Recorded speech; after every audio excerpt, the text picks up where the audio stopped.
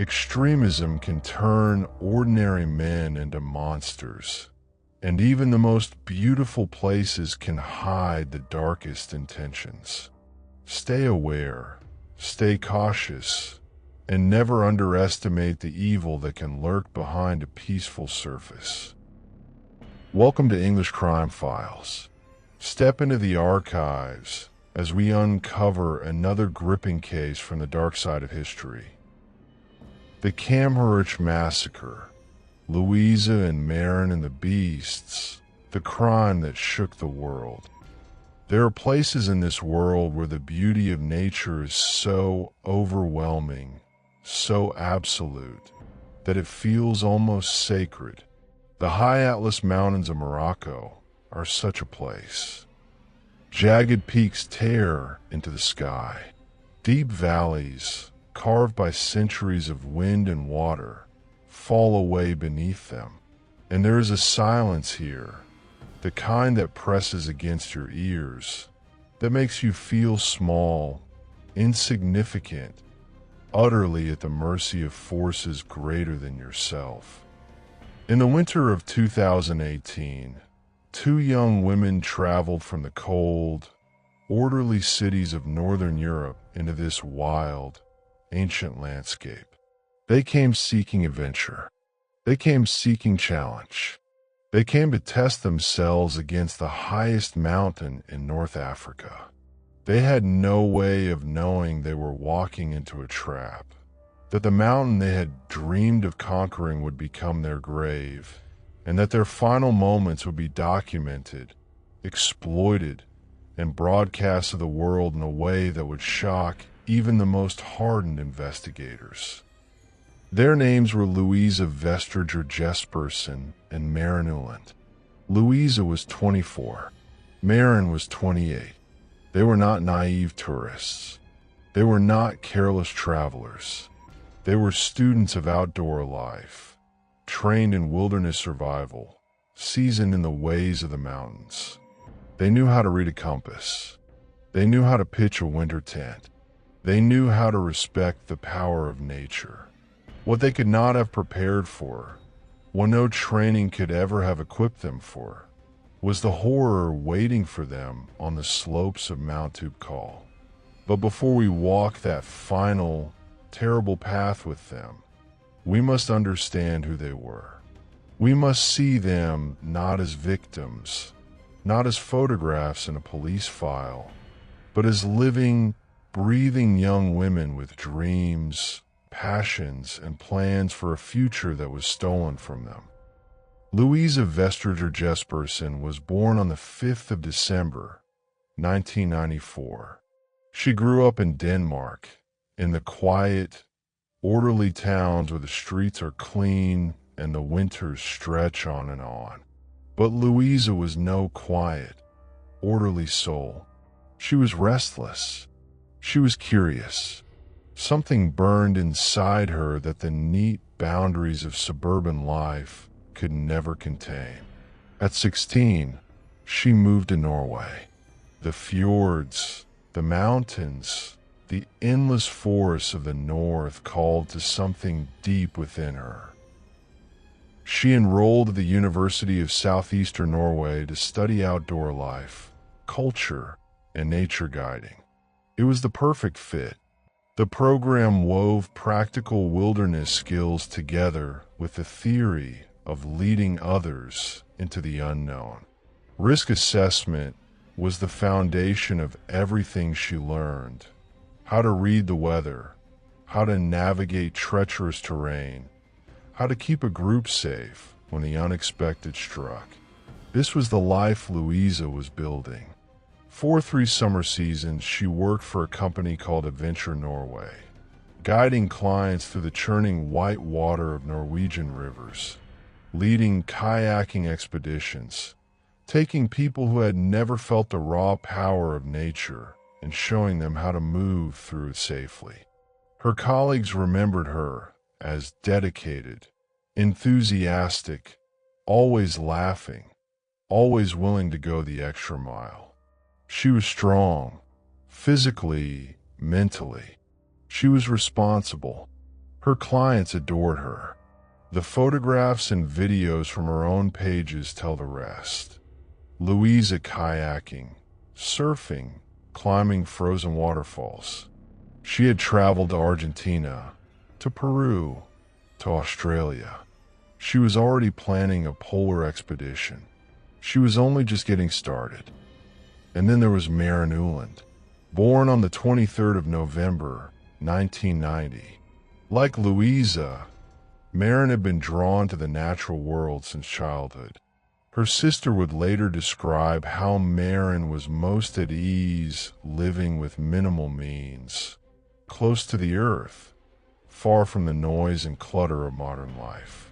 She had already earned her diploma as a social worker before turning to the study of outdoor life. Her long-term dream was to fuse the two, to use nature itself as a form of therapy, to help people heal through their connection to the wilderness.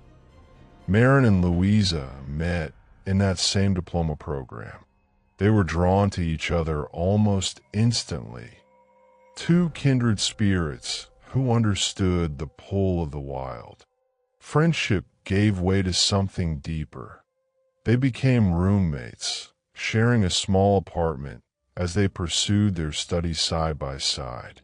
They pushed each other, challenged each other, supported each other.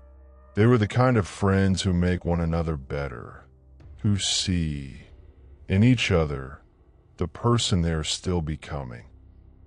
By the end of the autumn semester of 2018, Louisa had submitted her final research paper. Maren had completed her examination in ecology and philosophy. They were exhausted, but exhilarated.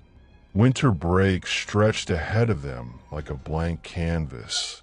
And for two adventurers like these, there was only one thing that made sense: a new challenge, a new mountain. The dream of a trip to Morocco had begun as a shared plan among 5 students from their program. But as the planning wore on, 3 of their classmates peeled away toward the coast, chasing surf and sunshine instead. Louisa and Maren were not deterred. If anything, they were more determined. Morocco was calling, and they meant to answer. This was a personal trip, not an official excursion through their institute. But Louisa was nothing if not thorough. She reached out to friends and professional mountaineers on Facebook, gathering intelligence on climbing conditions in December. She researched the route. She prepared meticulously. The plan was to summit Mount Toubkal on the 21st. They left Oslo on the 8th of December and flew directly into Morocco. Their first stop was Marrakesh, the Red City, a sensory storm of sight and sound and scent. The bustling souks, the snake charmers coiled in the Jima Elfna Square, the call to prayer drifting down from the minarets. For 2 young women raised in the quiet north, it must have felt like stepping through a doorway into another world entirely. From Marrakesh, they took a taxi toward the village of Imlo, the main gateway for climbers bound for Mount Toubkal. It sits at the mountain's foot, a cluster of stone houses and narrow streets ringed by orchards and terraced fields, a place where hikers from every corner of the world gather to trade stories, gear, and advice. A place of beginnings. A local guide met with them on the 12th of December. They registered at the guide's office, but did not hire anyone to accompany them. Not unusual for experienced, well-equipped climbers who often tackle Toubkal alone. Louisa and Maren carried a winter tent, a compass, warm, insulated sleeping bags. The guide who met them saw 2 capable, prepared young women. He wished them well and let them go. And so their ascent began. The path from Imlil climbs through walnut groves and stands of pine before breaking free on a bare, rocky slopes, where the air thins and the wind cuts like a blade. They walk for hours. They walk for days. The exact details of their journey have never been fully pieced together. We cannot say for certain whether they ever reached the summit, cannot know what they saw or felt or spoke of as they climbed. We know only what came after. Some guides had cautioned them against sleeping alone, general advice, the kind handed out to all hikers venturing into remote terrain. There was no known threat, no reason to suspect that anything at all was wrong. But something was wrong. Something had been gathering in the shadows of this beautiful, peaceful region, something the two young women from Norway could never have imagined. They had no way of knowing that their every step was being watched. The mountain air grows thin at altitude, and it carries sounds strangely. A footstep on loose rock, the rustle of a jacket, the whisper of wind through sparse, hardy scrub. For Louisa and Maren, these were the sounds of solitude, of peace, of the very adventure they had crossed a continent to find. They had no way of knowing that other ears were listening to those same sounds, that other eyes were tracking their progress up the rocky slopes. High above Imlil, the trail to Toubkal winds through country that is both harsh and holy. Ancient Berber shrines the mountainside, their whitewashed walls stark against the gray stone. One of these, near a place called Chamharouch, marks a resting point for pilgrims and hikers alike, a threshold where the lush valley surrenders to barren, windswept peaks. It was in this same stretch of mountain, in the days before the tragedy, that a very different kind of transition was taking shape. To understand what happened next, we must step away from the peaceful path of the two young women and descend into another world entirely, a world of shadows and whispered plots, threading through the narrow alleyways of Marrakesh, far from the tourist cafes and the color of the souks. A world where four men were about to cross the line between fantasy and action, between hatred and murder. The leader of this small, fractured cell was a man named Abdul Samad al-Jawad. He cut no imposing figure. He was no charismatic preacher, no battle-hardened warrior, just a man whose life had been defined by failure and frustration.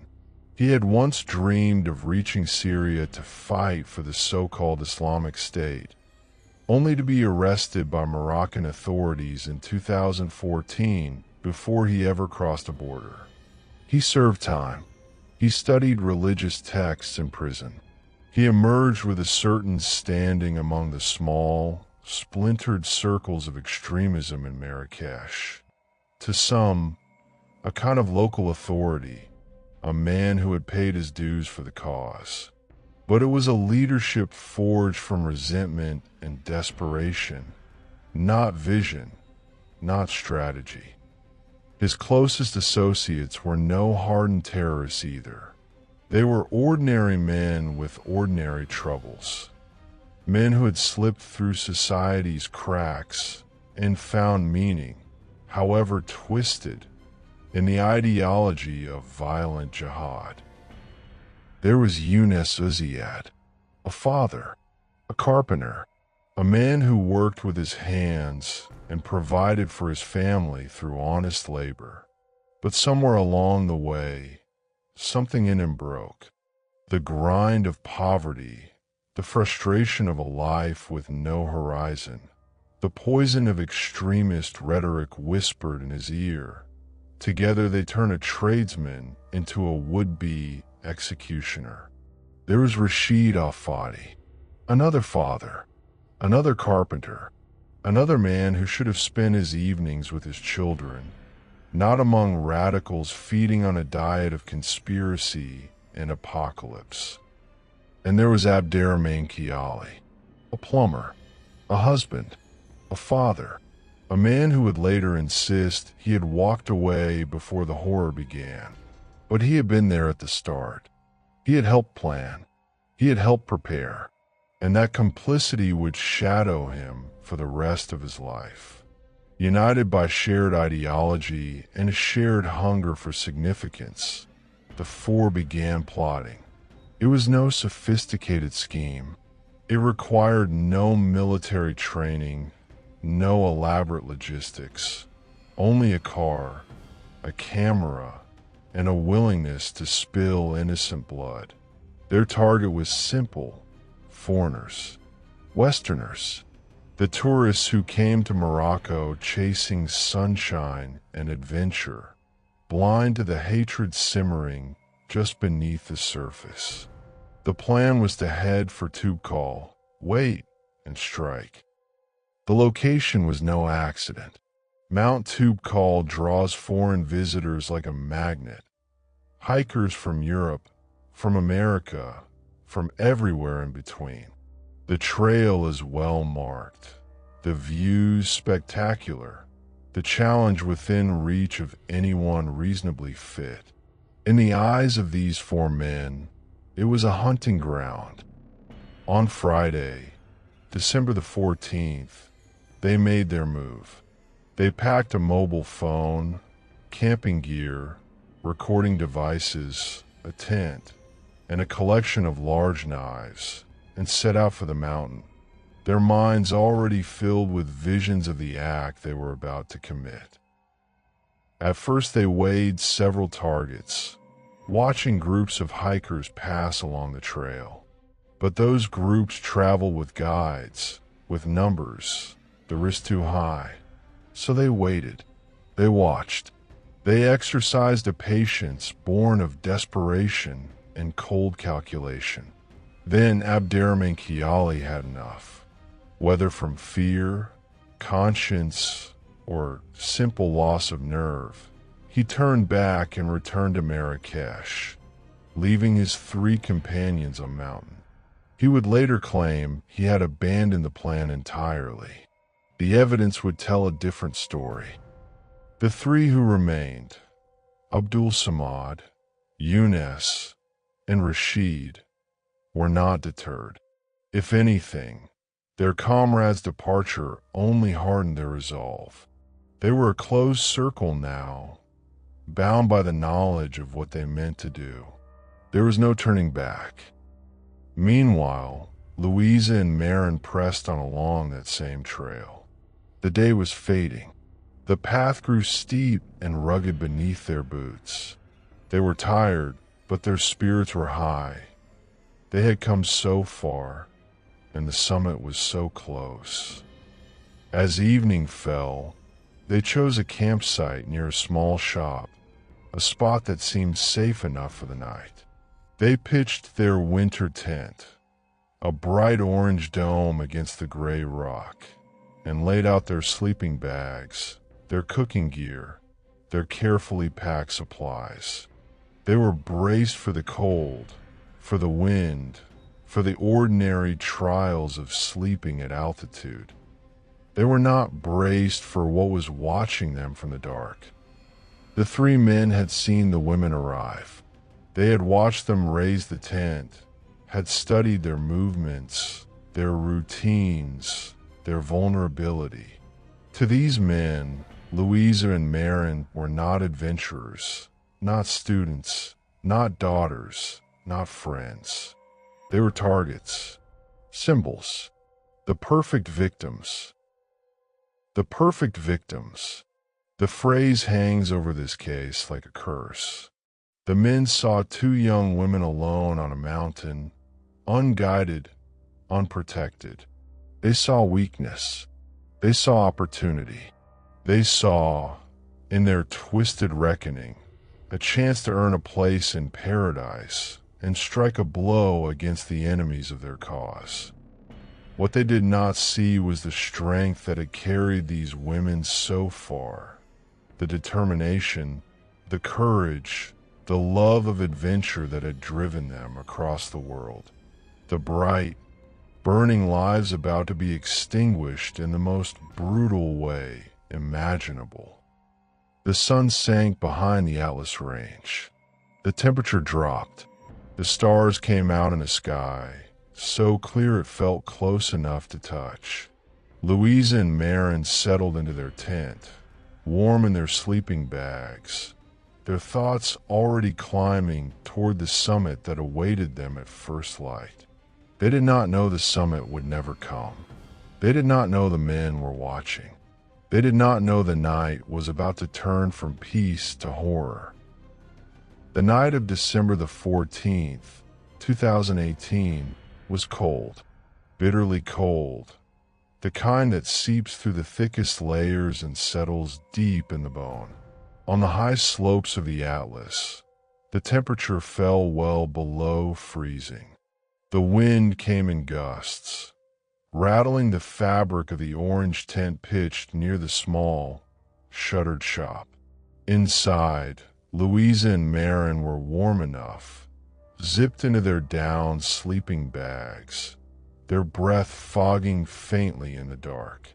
They had eaten a simple meal, traded a few quiet words, and drifted into the heavy sleep that follows a long day of exertion at altitude. Outside, the night was not still. The wind whispered over the rocks. The stars burned cold and indifferent. And three figures moved through the darkness, their footsteps careful on the loose scree, watching the tent for hours, waiting for the deep silence of the early morning, the hour when the world seems to hold its breath. Abdul Samad Al-Jawad led the way. Younes Uziad and Rashid Al-Fadi followed close behind, carrying the tools of their trade: large knives, a machete, a mobile phone. The plan was simple, and it was brutal. No negotiation, no ransom, no demand. This was not a kidnapping. It was an execution, staged to be filmed and broadcast as a message. They closed in on the tent slowly, deliberately. The fabric glowed faintly under the starlight, a bright orange dome that seemed almost absurdly cheerful against the gray stone. For a moment they stood motionless, listening. No sound stirred inside. The women were asleep. Younes stepped forward first. He called out, low, harsh in the night air, ordering the women out. The sound cut through the silence like a blade. Inside, Louisa stirred. Her eyes opened. Her sleep-fogged mind struggled to place what she was hearing. A voice, a man's voice, shouting. She reached for the zipper, her heart already hammering. Before she could pull it open, Younes seized the zipper from outside and yanked it down. Louisa grabbed it from within, pulling back. A brief, absurd tug-of-war over a few inches of nylon. Then Younes drew a knife, its blade catching the faint light, and began slashing at the tent. The nylon tore with a sound like ripping flesh. Cold air flooded in. The sanctuary of the tent was breached. What followed was captured on video. Rashid Al-Fadi held the phone, its camera rolling, recording every second. The footage is shaky, grainy, and horrifyingly clear. It shows Louisa, wounded but alive, scrambling free of the torn tent. Blood on her hands, her arms. She's trying to run. She is fighting for her life. But there is no escape on a mountain. The ground is uneven, the dark absolute, and the men are faster. They seize her. They drag her back. The footage shows Rashid's foot pinning her neck to the ground as the others close in. Abdul Samad steps forward, machete in hand. Its blade catches the glow of the phone screen. He raises a high. What happens next defies description. It is not quick. It is not merciful. It is a frenzy of violence, a plunge into savagery no human being should ever have to witness, let alone endure. The video runs for 1 minute and 16 seconds. 1 minute and 16 seconds of pure, unrelenting evil. At one point, one of the men speaks directly into the camera, framing the killing as revenge for their brothers in eastern Syria, dressing the slaughter in the language of holy war. But there is nothing holy about what unfolds on that mountain.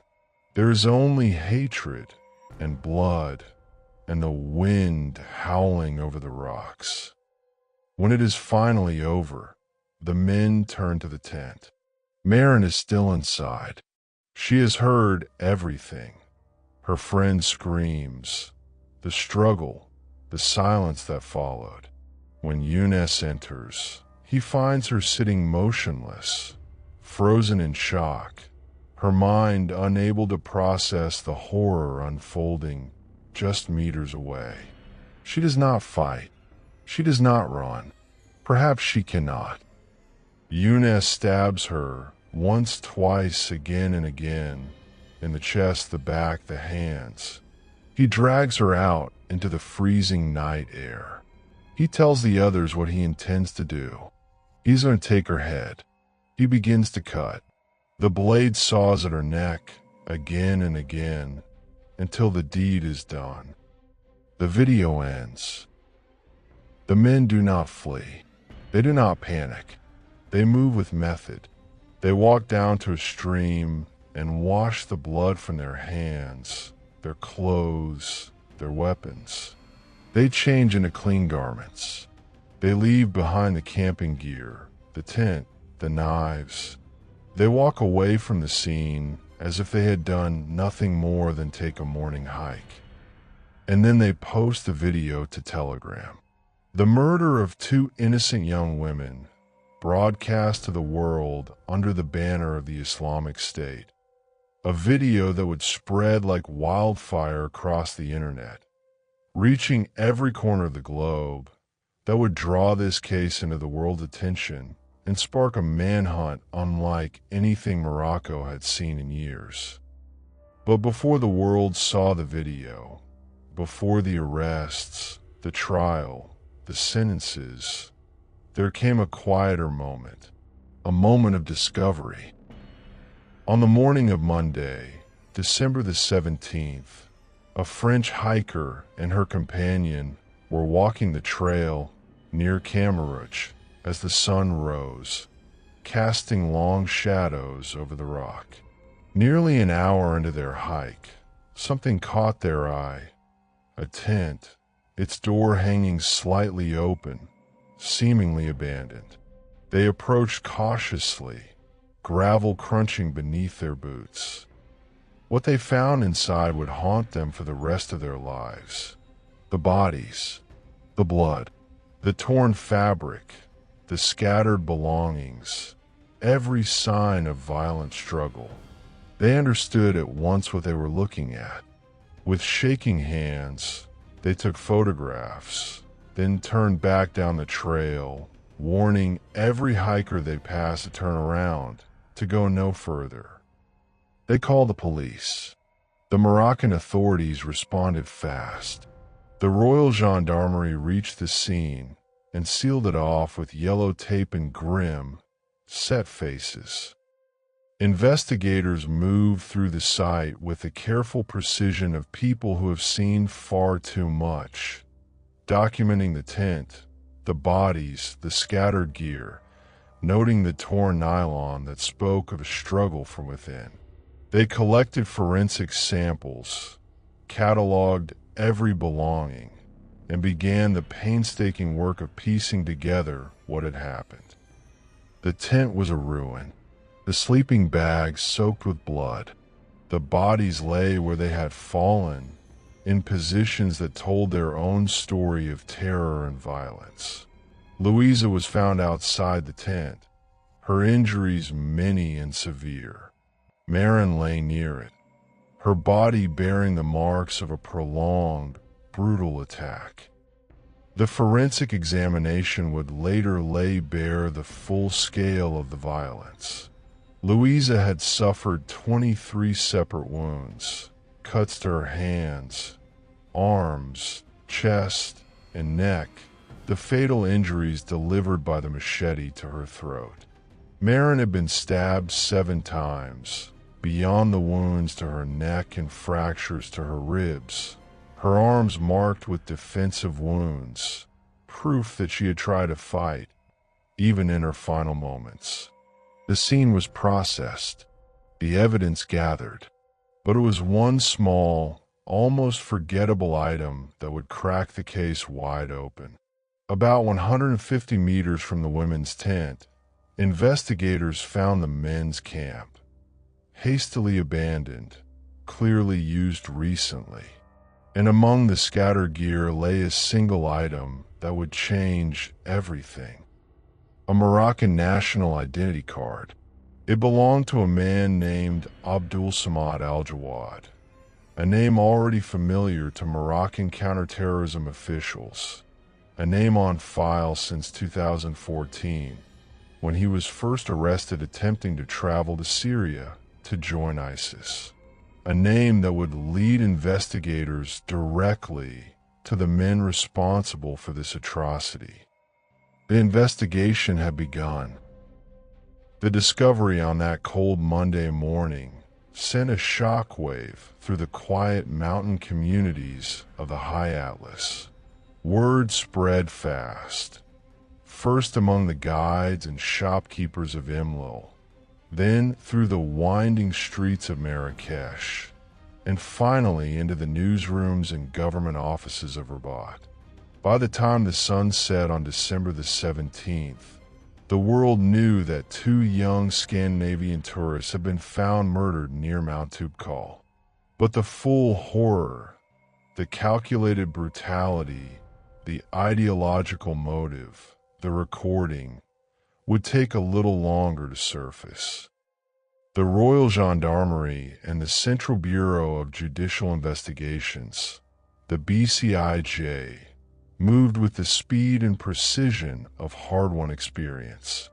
Morocco had faced terrorism before: the 2003 Casablanca bombings, the 2011 Marrakesh cafe attack, and had built one of the region's most formidable counterterrorism networks. They knew that in cases like this, the first 48 hours are everything. Every wasted minute is a minute the killers can use to flee, to vanish, to strike again. The crime scene was processed with meticulous care. Forensic teams worked through the day and into the night, floodlights casting a harsh white glare over the blood-stained rock. Every inch was photographed: the torn orange tent, the scattered belongings of the 2 young women, fibers, fingerprints, DNA, all collected, bagged, and tagged with the grim efficiency of people who understand that justice, if it is to mean anything, must rest on a foundation of irrefutable fact. But it was that single piece of identification, found 150 meters from the scene, that gave investigators their first solid lead. A warm Moroccan national identity card bearing the name Abdul Samad Al-Jawad. To an ordinary patrol officer, it might have meant nothing. To the BCIJ, it was a name that triggered immediate alarm. Al-Jawad was already known to them.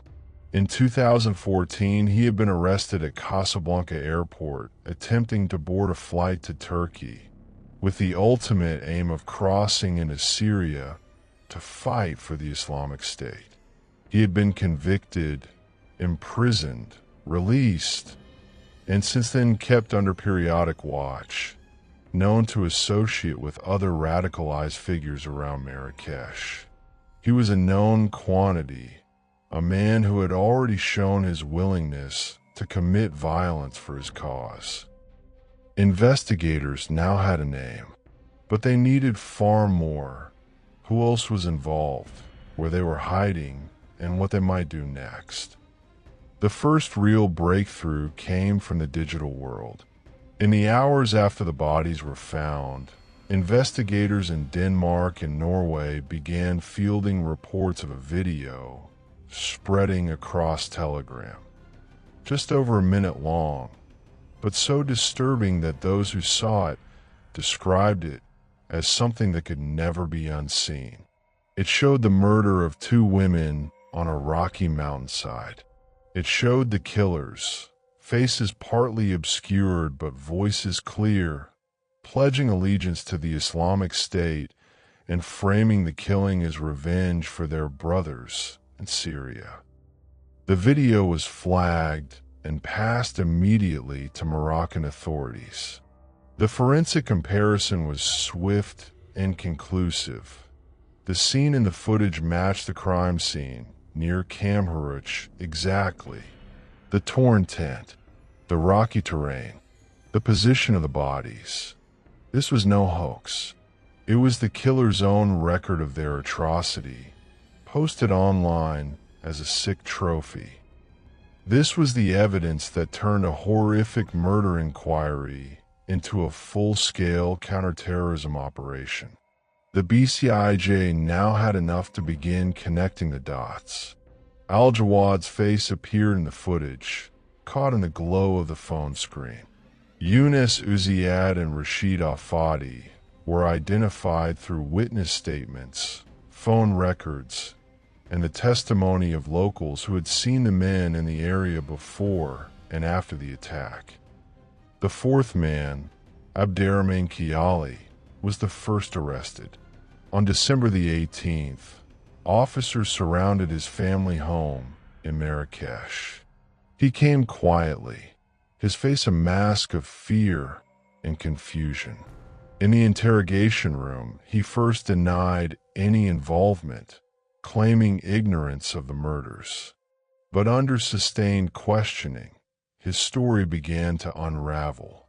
He admitted traveling to the mountain with the other three. He admitted they had discussed attacking foreigners. He admitted his presence during the planning, the preparation, the drive to Imlo. But he insisted he had lost his nerve before the attack, that he had turned back, returned to Marrakesh, and wanted no further part in what followed. It was a convenient story. Too convenient, some investigators thought, and even if true, it did not absolve him. Under Moroccan law, participation in a terrorist conspiracy, even withdrawal before the final act, still carries severe consequences. There was another detail, too. Kiali had not simply walked away. By his own admission, he had agreed to help the others find a hiding place once the deed was done. He had known what was coming. He had said nothing. He had made no attempt to save those two young women. That silence, that complicity, would be his undoing. Kiali's interrogation handed the BCIJ names and last known locations for the three remaining suspects. Now the question was how to take them without further bloodshed. The answer came on December the 20th. Intelligence suggested the three men, Abdul Samad, Younes, and Rashid, were planning to flee Marrakesh, moving between safe houses, trying to stay a step ahead. But the noose was tightening, and they made their break, a bus out of the city into the vast interior, where they might find shelter among sympathizers or simply vanish into the country's chaos. They never made it. The BCIJ had the city's main bus station under surveillance, plainclothes officers scattered among the crowd. As the bus began pulling away from the platform, a car swerved into its path, blocking it dead. Armed officers swarmed the vehicle, forced the doors open, and there, seated among the startled passengers, were the three men. They did not resist. Perhaps they were too stunned. Perhaps they understood resistance was pointless. They were pulled from the bus, hands cuffed behind their backs, faces pressed against cold metal. A search of their belongings turned up 3 large knives, a smaller blade, and a mobile phone. The same phone, investigators later confirmed, that had recorded the murder. The arrest was swift, professional, and utterly without the drama the killers had once imagined for themselves. No shootout, no final stand, just 3 men in handcuffs, blinking in the harsh light of a police station, their dreams of martyrdom reduced to the reality of a cold cell. In the days that followed, the net widened. The BCIJ, working with international partners, began dismantling the broader network that had supported, enabled, or simply known about the plot. In total, 21 people were arrested, some directly involved, others facing lesser charges. Logistical support, spreading propaganda, failing to report knowledge of a terrorist act. Among them was a man holding dual Swiss and Spanish citizenship, a stark reminder of how easily extremism crosses borders. The investigation was far from finished, but the immediate danger had passed. The killers were in custody. The evidence was mounting, and the families of Louisa Vestriger Jespersen and Maren Uland were left to carry a grief that no arrest, no conviction, no sentence could ever truly ease. The mountain, silent and indifferent, watched over all. The arrest of the 3 primary suspects marked the start of a long and painful road toward justice. But justice, as any seasoned investigator will tell you, is not a destination. It is a process. Slow, grinding, often agonizing. A process that tests the patience of the living even as it honors the memory of the dead. In the weeks and months that followed, the case of Louisa Vestriger Jespersen and Maren Uland grew from a local murder investigation into an international incident. Denmark and Norway demanded answers. The Moroccan state, acutely aware of the stakes for its vital tourism industry, pledged swift and thorough action. The world's media poured into Marrakesh, cameras trained on the mountain, reporters filing story after story about 2 young women who had come seeking adventure and found only horror. But behind the headlines and political statements, the real work unfolded in the interrogation rooms and forensic laboratories of the BCIJ. The 4 main suspects were in custody. The evidence was being assembled, and the full scope of the conspiracy was slowly coming into focus. The investigation revealed that this had been no isolated act of madness, but the product of a deliberate, if amateurish, terrorist plot. The 4 men had not acted on impulse. They had planned, prepared, and carried out their attack with a cold calculation that spoke to the depth of their radicalization. They had pledged allegiance to the Islamic State on video before the murder.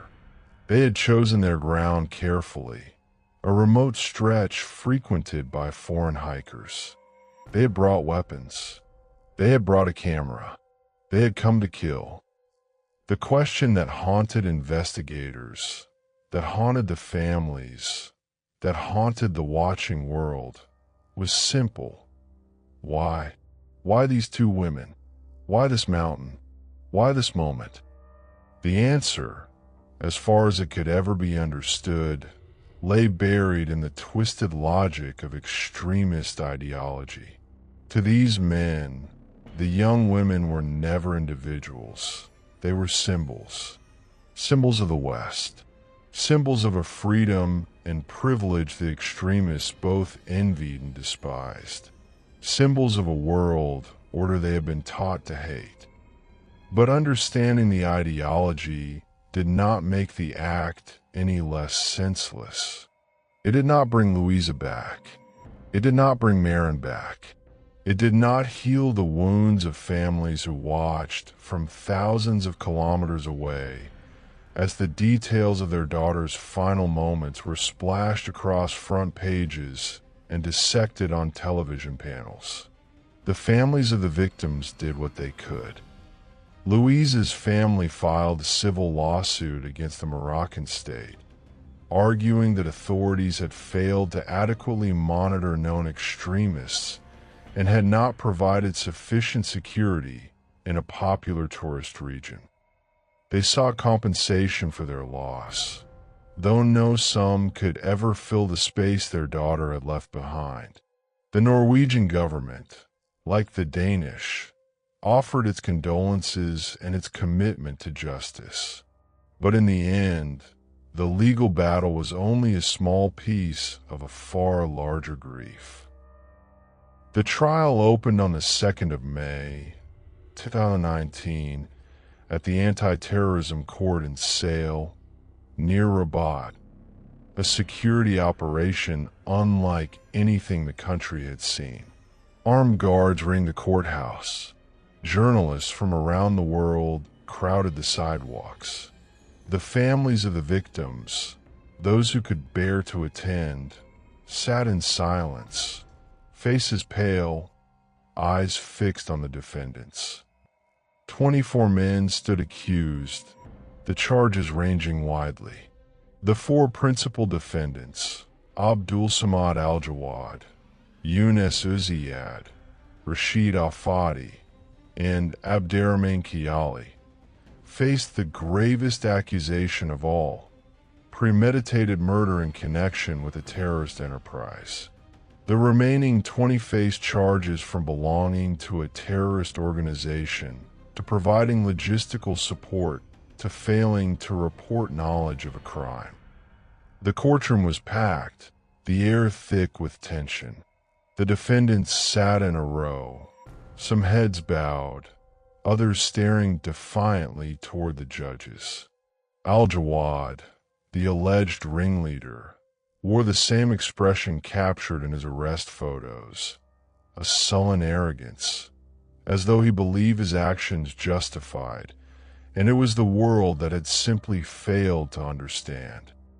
The prosecution built its case with meticulous precision: the planning, the journey to the mountain, the attack itself. They presented the video evidence, the forensic reports, the witness testimony. They showed the court the crime scene photographs, the torn tent, the bodies. They detailed the autopsy findings: 23 wounds on Louisa, 7 stab wounds, and the decapitation on Maren. They laid out the defensive wounds on the women's hands, proof of their desperate fight to survive. The defense did what it could. They argued the men had been shaped by poverty and lack of education, that they had been radicalized by outside forces, victims themselves of a society that had failed them, of an ideology that preyed on their desperation. They requested psychological evaluations, hoping to uncover grounds for mitigation. The court refused. There was no evidence of mental illness, no prior diagnosis, no expert testimony to support the claim. These men were not insane. They were not deluded. They knew precisely what they were doing. They had planned it, carried it out, and celebrated it afterward. On the 18th of July, 2019, after 11 weeks of proceedings, the court delivered its verdict. The courtroom crackled with tension. The families of the victims leaned forward. The defendants stared straight ahead.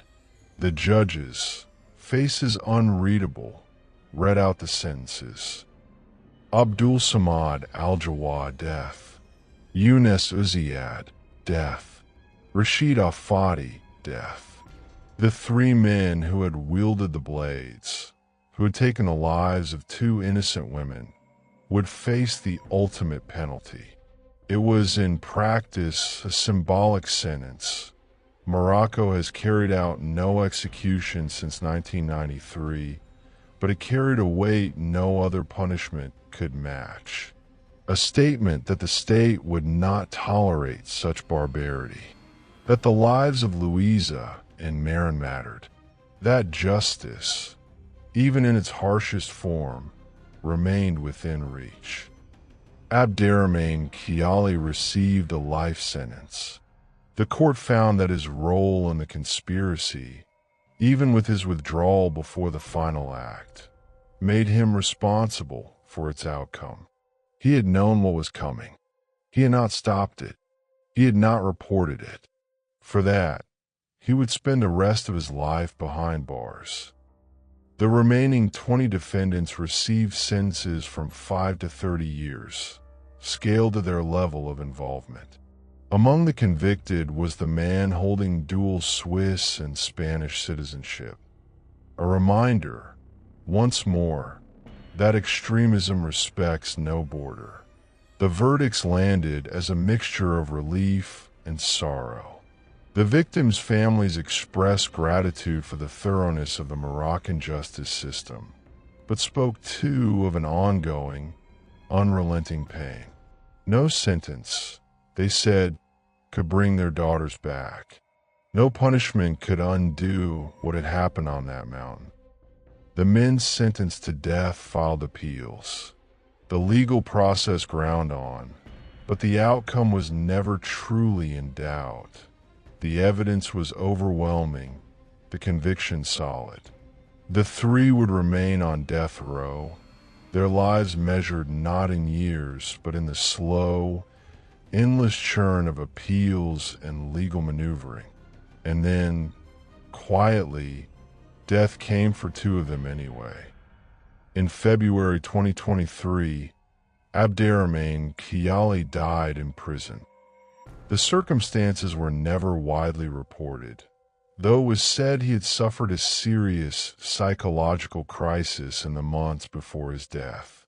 The man who had walked away from the attack, who had insisted he wanted no part of the violence, had in the end been consumed by it all the same. Younes Uziad followed in July 2025. He too died in custody, reportedly after a period of severe mental distress. The man who had stabbed Maren Uland, who had dragged her from the tent and taken her life, was gone. His death passed almost unnoticed, save among the small circle who had followed this case from its beginning. The two remaining condemned men, Abdul Samad Al-Jawad and Rashid Al-Fadi, remain behind bars, their fates uncertain. They will never be free. They will never see the mountains again. They will live out their days in the shadow of what they did, their names forever bound to one of the most brutal and senseless crimes in modern Moroccan history. And the video, the one posted to Telegram that spread across the internet, viewed by millions, it was taken down again and again, but it never truly vanished. It resurfaced on fringe platforms, in encrypted chats, in the darker corners of the web where such horrors find their audience. It became, in its own grim way, a piece of evidence, a memorial, a cautionary tale, a reminder of what happens when hatred and ideology collide with innocence and adventure. But the video is not the story. The story was never about the killers. It is about Louisa and Maren, two young women who loved the mountains, who loved the wild, who loved life itself. They did not deserve what happened to them. They did not ask for it. They simply walked into a world that should have been safe, and they never walked out. The mountain remains. The wind still blows. The stars still shine. And somewhere, in the quiet of a Norwegian winter or a Danish summer, the memory of two bright, burning lives continues to glow. In the years since that terrible December night, the world has kept turning. The news cycles moved on to other stories, other tragedies, other horrors. The mountains of the high Atlas still draw their crowds of hikers and climbers, their peaks still white with snow through the winter months, their valleys still scented with wild thyme and wood smoke come summer. The village of Imlil still welcomes travelers from every corner of the globe, its narrow streets still alive with different languages, different dreams, different adventures. But something has changed. It is nothing you could point to, nothing written on any sign or marked on any map. It is a shadow that lingers at the edges of the trail, a whisper carried down from the summit on the wind. The mountain remembers, the rocks remember, and those who walk the path near Chamharouch, past the whitewashed shrine and the small, shuttered shop, cannot help but feel it. The case of Louisa Vestriger Jespersen and Maren Uland became a turning point for Morocco. It exposed vulnerabilities lurking even within the country's most heavily monitored tourist destinations. It forced the authorities to reckon with a hard truth, that extremism rarely announces itself with banners and megaphones. More often, it hides in plain sight, waiting for the right moment, the right target, the right opportunity. The Moroccan government, already vigilant, tightened its security still further. The BCIJ expanded its surveillance of known radical networks. Guides in Imlil received new training on reporting suspicious activity. Mountain trails saw more frequent patrols, all of it done in the name of prevention, in the hope that a tragedy like this would never happen again. But the question that lingers, that always lingers in cases like this, is whether any amount of security can truly stop the determined few from carrying out their plans. The men who killed Louisa and Maren were not sophisticated. They were not well trained. They answered to no external command.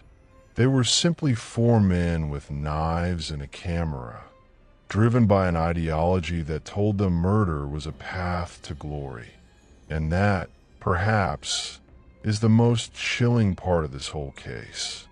The banality of the evil. The sheer ordinariness of the men who committed it.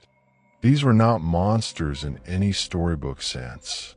They were fathers, husbands, tradesmen, men with families, jobs, responsibilities. And yet they proved capable of an act so profoundly brutal that the world recoiled in horror. The families of the victims have had to live with that reality every single day since. They have endured the media coverage, the court proceedings, the endless speculation about what their loved ones experienced in their final moments. They have had to answer questions no parent, no sibling, no friend should ever be asked. Louisa's family, in their grief, went looking for answers. They filed their lawsuit against the Moroccan state, seeking to hold someone, anyone, accountable for the failure to protect their daughter. The lawsuit brought no compensation. The state denied any negligence. The legal process, with its cold formalities and technical defenses, offered little comfort. But it was something, an attempt to find meaning in the senseless, to impose some order on chaos. Maren's family chose a different path. They returned to Norway, to the quiet fjords and forests she had loved so deeply. They planted a tree in her memory. They spoke publicly of her love for nature, her dedication to helping others, her belief that the wilderness could heal the wounds of the soul. They refused to let her death define her. She would be remembered not as a victim, but as a bright, passionate, courageous young woman who lived every inch of her life to the fullest. The two remaining men on death row, Abdul Samad Al-Jawad and Rashid Al-Fadi, are still waiting. Their appeals have long been exhausted, their sentences upheld. But Morocco has carried out no execution in more than 3 decades, and nothing suggests it will resume the practice now. In all likelihood, the men will remain in their cells, growing old, fading from public memory, and die in prison, just as their 2 accomplices already have. Some would call that fate too merciful. Others would call a living death, a punishment all its own. But the story does not end there. It does not end with sentences, appeals, the slow grinding gears of the justice system. It ends, as all stories like this must, with the memory of the 2 young women who lost their lives on that mountain. Louisa Vestriger Jesperson was 24 years old, a daughter, a friend, a student, an adventurer. She had climbed frozen waterfalls and paddled down raging rivers. She had traveled to the far corners of the earth. She had plans, dreams, a future stretching out before her like an open road. She was not afraid of the dark, not afraid of the cold, not afraid of the unknown. She was, by every account, one of those rare people who truly lived. Maren Uland was 28 years old, a daughter, a sister, a friend, a healer.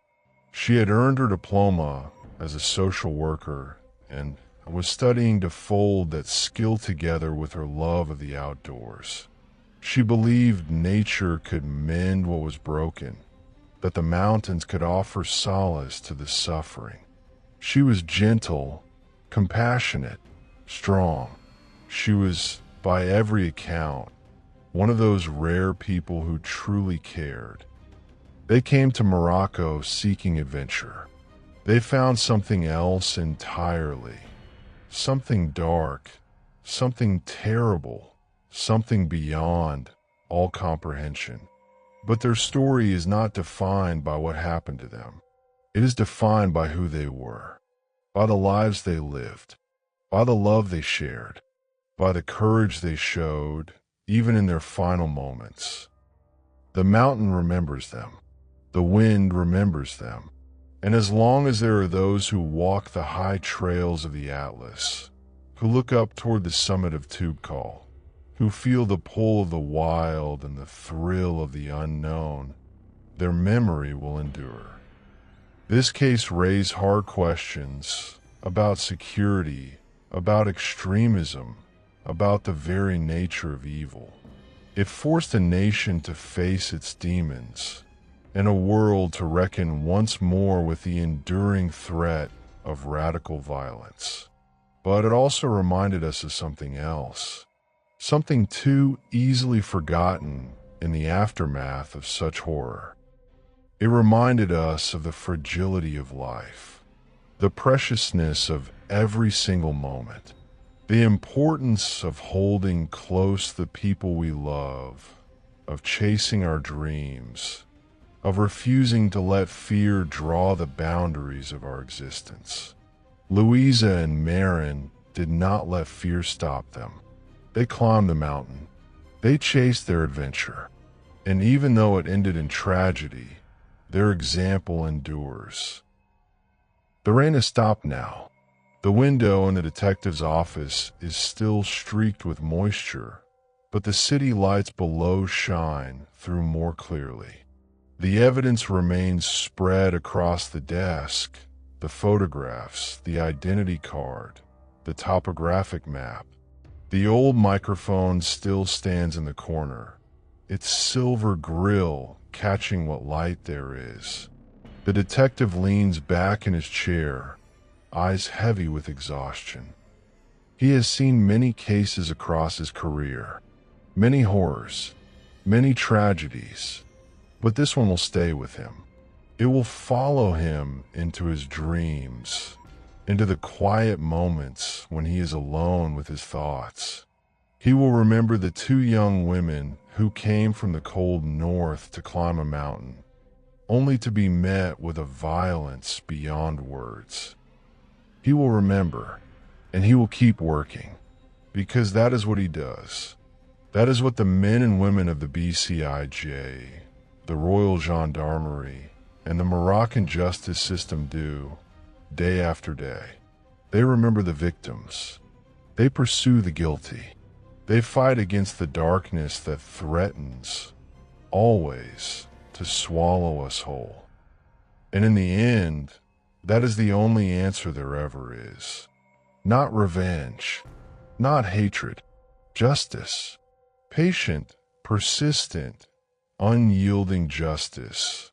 The kind that tells those who would commit such acts that they will not go unpunished, that the lives they have taken will not be forgotten, that the world will keep turning, that the mountains will keep standing, and that the memory of the innocent will endure. If you found this case compelling, hit the like button, subscribe, and share your theories in the comments below. Thank you for watching, and see you in the next case.